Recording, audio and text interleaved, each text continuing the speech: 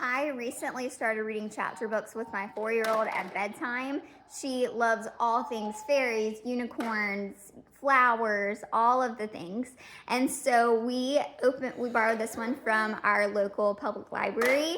And I just wanted to kind of get a sense of, is this a good chapter book for her? It's slated for 5 to 8-year-olds. And I would say that's pretty true.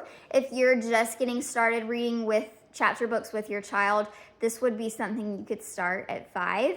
I would feel like 8 is probably a better age where this could be read by themselves. My daughter's 4.5, and we just started reading chapter books. So this is definitely something that you would want to kind of peek through and see if you want to do it or not. If you're a only reading biblical books with your child or your Christian family, this book kind of opens the door to some great conversations. It's got a fight between good witch versus bad witch. And the bad witches curse the fairies, the flowers wither and die. And so it's just kind of great conversations to have. And it also has great vocabulary. I love discussing kind of the meaning of words and the meaning of things with my daughter. And so I loved this for the conversations that it kind of brought forth alone. I'll also say, if you haven't had conversations like that with your child yet, then maybe hold off on this. We have already had conversations about heaven and hell, and so this kind of led into a more deeper conversation about that.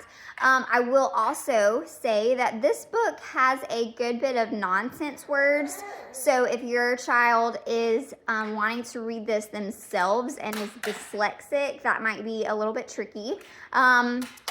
Or if your child is just kind of having a hard time understanding things, a lot of nonsense words can kind of throw off comprehension. I'll also say this book has a lot of figurative language. So if you're looking for more simple stories that kind of keep it nice and simple without all of the flowers, that this might be a trickier book for them. Overall, I think this is a good book to read together, unless your child is on the upper side of that 5 to 8. But Fairy Door Diaries, super cute. I just can't recommend it. Here is kind of a peek inside of how many words are on the page and the illustrations, super cute illustrations. So I'll put my affiliate link below, or also check your local library and see if you can find it.